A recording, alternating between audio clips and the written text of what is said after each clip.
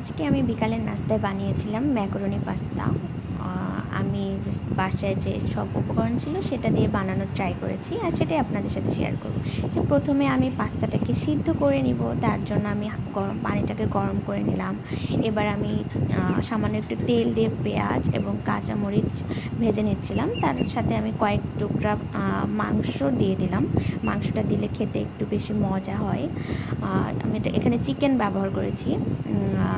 তারপর আমি সামান্য টমেটো সস অ্যাড করলাম। টমেটো সসটাও বাসায় বানানো।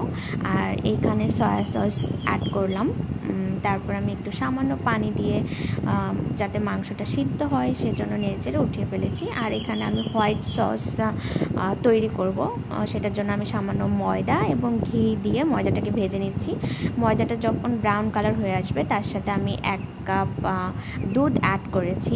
আপনারা চাইলে পানি দিয়েও করতে পারেন, প্রবলেম নেই। তারপর যখন সসটা ঘন হয়ে আসবে তখন সিদ্ধ করা পাস্তাটাকে অ্যাড করে দিয়েছি। তারপরে ভেজে রাখা মাংসটাকে অ্যাড করলাম, একটু নাড়াচাড়া করে। এখন সামান্য একটু চিলি ফ্লেক্স দিয়েছিলাম, সেটার ভিডিওটা না হয়নি।